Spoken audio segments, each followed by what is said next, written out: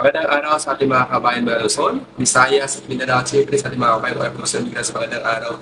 Kasama natin si Admin Ritz, mga kabayan. So while waiting, kaya kwentuhan muna. May tanong din si Tropang Ilonggo kay Admin Ritz, kaya sasagutin daw ni Admin Ritz ng kapatan, mga kabayan. So yun yung that's why nakalive tayo. So may tanong si Ani na bawal i-edit.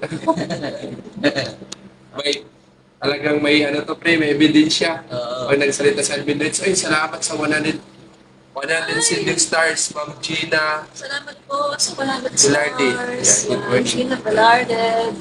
Good AM po. Ma'am, magandang araw po. Meron kasing nagsasabi na isa sa mga supporters po ni Tatay Digo o DDS nga daw, umano, sinasabi niya daw, kung hindi daw umano kay BP Sara, umapit si BBM ay hindi po siya mananalo. So ano pong masasabi niyo doon at bang komento niyo sa kanyang payag? Para po kayo sa akin, maling-mali kasi yung sinasabi na yun, no? Na kung hindi dahil kay Vicky Sara, kung hindi nakipag-tandem ay hindi mananalo. Unang-una po sa lahat, palagi ko nga sinasabi sa aking mga live na yung Marcos supporter po ay Marcos loyalist. As early as 1950s, andyan na po yan. Kasi si President Marcos Sr. po ay naging congressman 1949.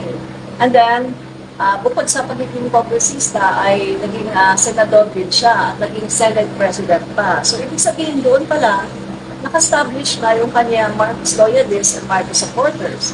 And then, naging presidente pa siya. At so, mga unang panahon na yun, siya yung naging isang president na nakakuha talaga na talagang landslide, di ba? Yung kanyang nakuha. Kaso nga lang, sa panahon ngayon ni BBM, naungusan na kanya. Pero nung panahon nun, si President Marcos talaga yung majority president, no, sa mga nagdaang presidente. So, bukod dyan mga kaibigan, paano mo masasabi na dahil kay BP Sara? Ganito kasi yan, kahit na hindi si BP Sara ang VP ni BBM, mananalo pa rin talaga si BBM. Yun nga, sinasabi ko na ang Marcos loyalist po ay naka-establish na 1949 at 1986 hanggang 1986, no? So kung titingnan natin, ilang mga dekada na, di ba, na talagang meron ng Marcos loyalists and supporters at saka global po yan, hindi lang dito sa Pilipinas, kundi sa iba-ibang panig ng mundo. Ano naman po natin, no, na ang mga Marcos loyalists ay sa buong mundo yan, no? Samantalang ang Duterte po, Davao lang kasi sila, no? Talagang localized lang po sila. So, hindi totoo yung sinasabi nila. At isa pa, no? Kahit sino pang itambal kay BBM, talagang mananalo yan. Dahil ang Marcos loyalists and supporters po ay talagang gusto nila na manalo na talaga si BBM. Kasi alam naman natin yung nangyari noong 2016, di ba? Nanalo siya, pero alam nyo na, Smartmatic, tapos si Andres Bautista, si Marlon Garcia, at maraming mga ebidensya, no?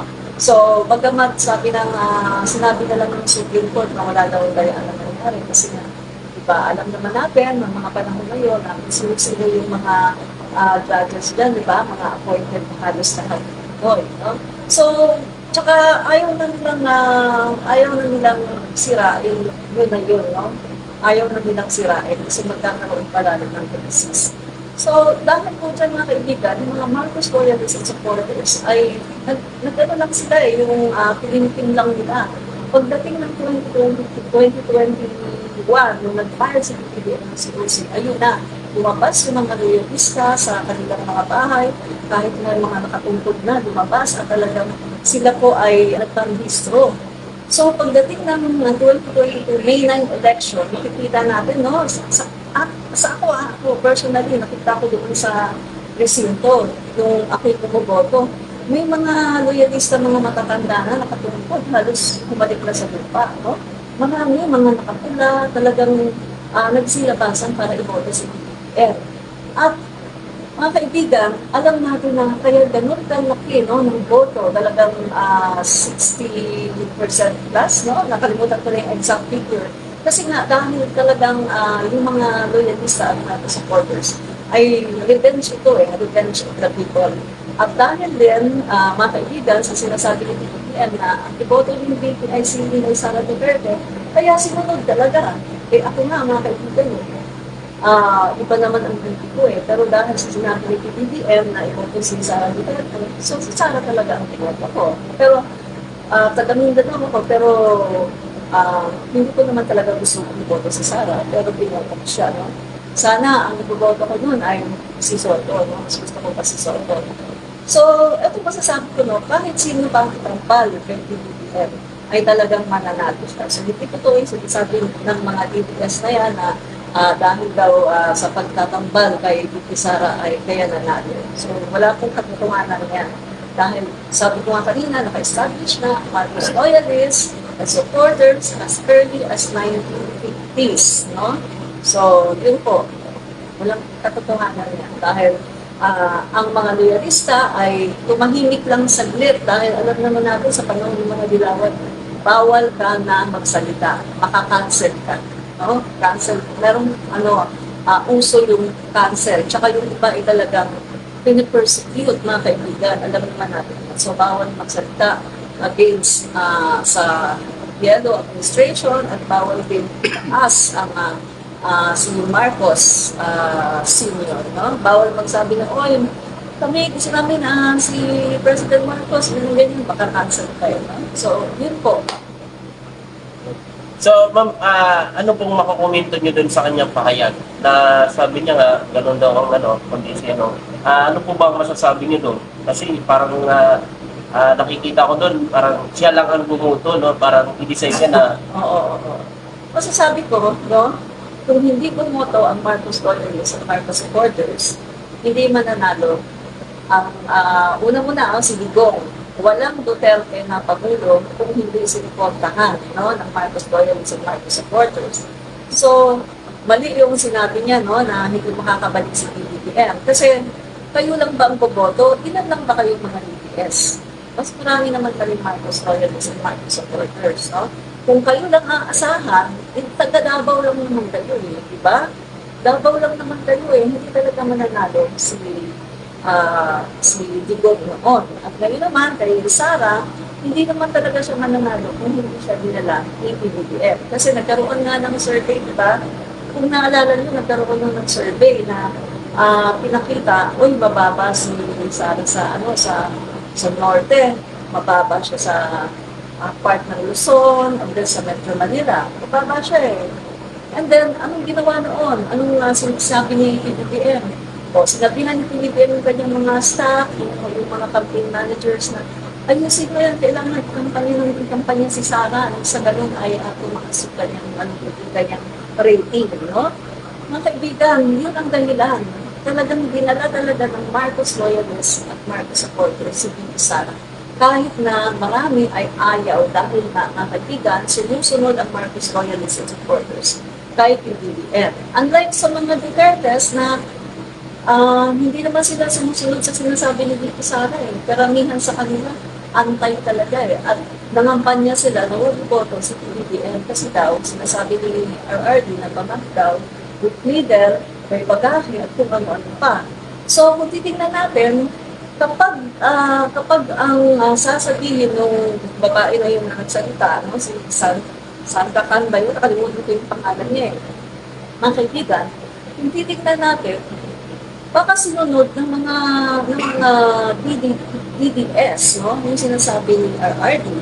Kaya ang nangyari, 31.6 million lang si BBM. No? Si BP Sara, 32 million. Kasi, yung 1 million something doon, ay 1 million doon, yun lang yung boto ng mga DDS. Samantalang yung 31 million, yun ang boto ng Marcos supporters and loyalists. So yung 1 million, sumunod kay Sara, yun lang ang DDS.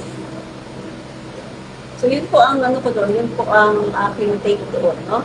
Kaya si Sara ay mas lamang. Dahil nga doon sa mga DDS ay bumoto sa kanya, kay Sara, pero kay PBBM hindi sila bumoto. Kaya mas lamang ang boto ni Sara Duterte. So, yun lang po ang sagot ko. May Anong komento mo doon sa sinabi ni former President Rodrigo Roa Duterte about sa ihiwalay ang Mindanao? Anong stand mo doon? Walay ng Mindanao. Oo, sa Luzon at Visayas. Parang nakakaanong sagutin, no? Kasi statement ng parang hindi nag-iisip, no? Hindi presidente. Oo, parang hindi dumas sa presidente. Kasi di ba, Hindi dumas sa nung panahon na pamuno siya, hindi naman niya naisip yun, di ba? Naalala ko to yung sinabi nung si Rocky ba nagsabi nun? O basta parang DDS yung nagsabi na sino daw ba ang magkakasabi tanga o bukok ba yun na pangulo na kakalabanin daw o sisirain ang kanyang administrasyon. No? So, ibig sabihin, alam ninyo na sinisira niyo ang administrasyon ni PBBM. Pero bakit yung ginagawa? Kasi nga, para sa inyong selfish ambition, di ba? Kasi kung narinig niyo yung sinabi ng RRD, para daw pagpasok daw ng ICC, ang mangyari, wala nang jurisdiction yung ICC, no? Dito sa Mindanao, kapag nahiwalay na. Tapos, sabi niya, itatago daw siya ni Alvarez. So, ibig sabihin, gusto lang niyang gawin yun para sa kanyang selfish ambition. At saka para ma-save siya sa pag-aresto ng ICC.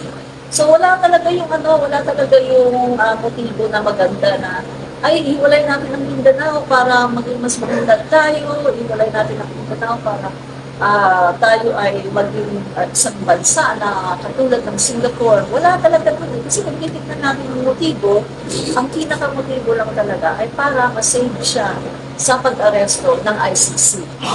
Real talk lang tayo. Ganun lang talaga yun. No? Para lang talaga makaligtas siya sa ICC. For your opinion, kung sakaling maihiwalay talaga yung Mindanao, ano yung nakikita mong impact? O ano yung mangyayari pag talagang tuluyan ng maiiwalay ang Mindanao sa opinion mo? Ano mo doon? Unang-una kasi, pagdating kasi sa mga collection, no? Collection ng taxes, aminin man ng taga Mindanao o sa hindi, malaki po ang collection ng taxes dito sa Metro Manila, sa Luzon, no? Kaysa sa Mindanao alone.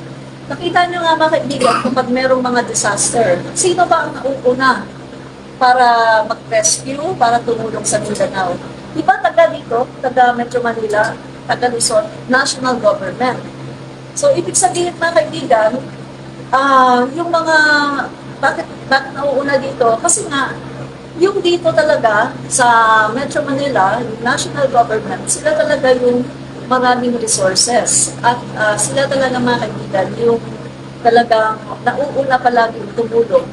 Dahil, yun nga, itong Metro Manila at ang Luzon, yun yung may kakayanan na tumulong. Ang palagi mga kaibigan, ang Mindanao, sila yung nag-aantay na tulungan.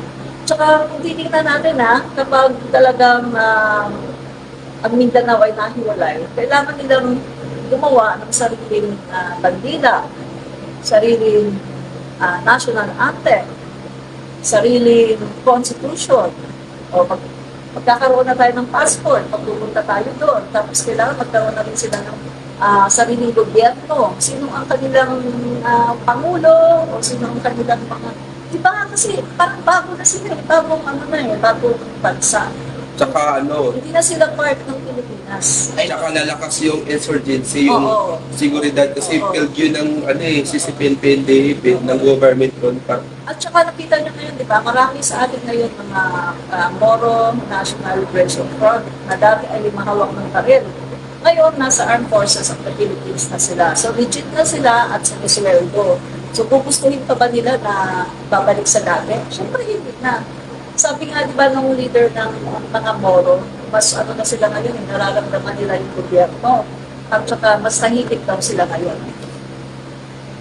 Pwede ba mangyari yung gano'n ba? Iwalay ang Mindanao? Paano na yun paano mangyayari Pilipino din yung salita?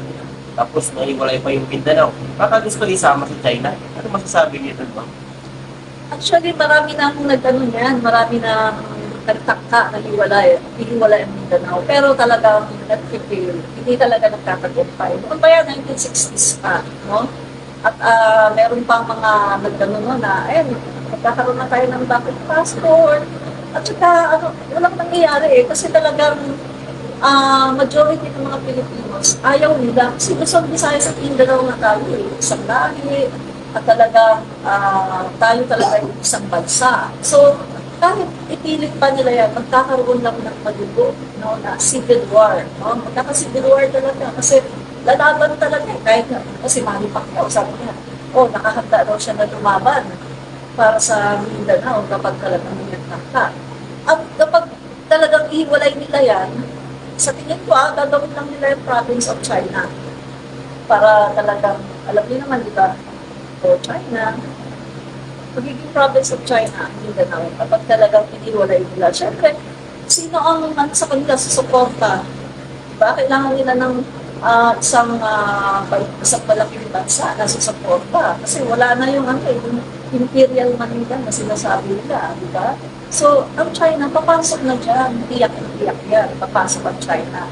At baka matuloy na talaga yung pagiging province of China. No? Ng Mindanao. Hindi lang ng Davao. Tsaka possible na lalakas din yung dahil mag-uumpisa pa lang mag-create ng government pagka ganun, lalakas yung CCPNP maliban tsaka yung mga drugs